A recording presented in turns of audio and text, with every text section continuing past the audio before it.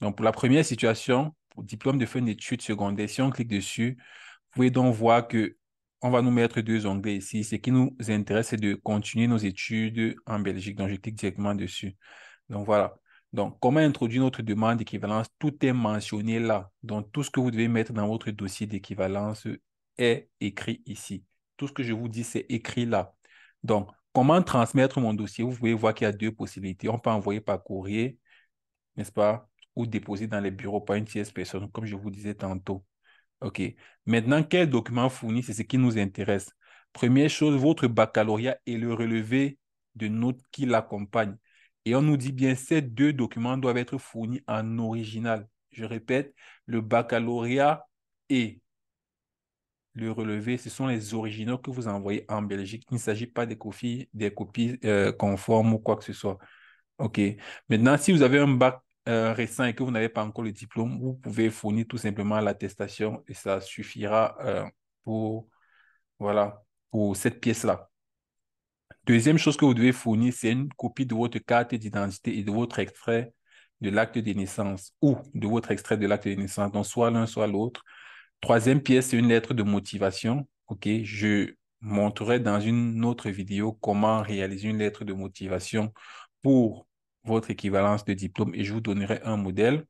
Vous voyez également qu'ici, vous devez télécharger le formulaire de dépôt de procuration. On va ouvrir ça par la suite, voir ce que c'est, ce formulaire de dépôt ou de procuration. Mais on va continuer avec les pièces. La quatrième pièce, c'est une preuve d'accès original aux études supérieures. Donc, si vous avez déjà fait des études universitaires, c'est soit votre relevé de première année, deuxième année, troisième année, si vous avez fait ces années. Mais si vous venez d'avoir le bac, c'est simplement une attestation de scolarité ou un certificat de scolarité qui montre qu'effectivement, vous êtes inscrit à l'école et que vous êtes en train d'étudier. C'est indispensable également.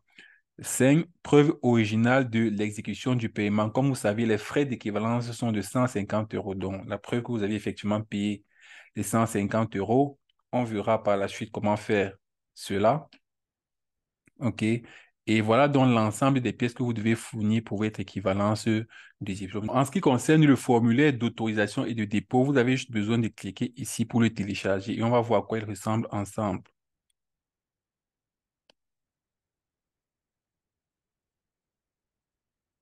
Donc voilà l'autorisation de dépôt. OK. Je sous-signe, vous mettez votre nom ici.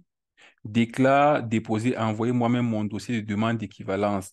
Autorise celui pour qui vous signez la procuration. Ça veut dire si c'est quelqu'un qui est en Belgique qui peut récupérer vos originaux, vous signez ça en son nom. Donc, vous mettez son nom, qui est domicilié à, vous mettez son adresse, il vous la donnera. Voilà. Et que vous l'autorisez donc à déposer et à récupérer votre dossier. Donc, déposer votre dossier d'équivalence et récupérer vos originaux à la fin du traitement du dossier. Et par la suite, vous sélectionnez donc ce que comporte votre dossier. Donc, ça comporte votre diplôme, votre relevé de notes, et etc., et etc. Et par la suite, vous signez. Et vous faites légaliser donc dans l'autorité compétente dans votre pays, que ce soit au commissariat, dans une commune. Voilà.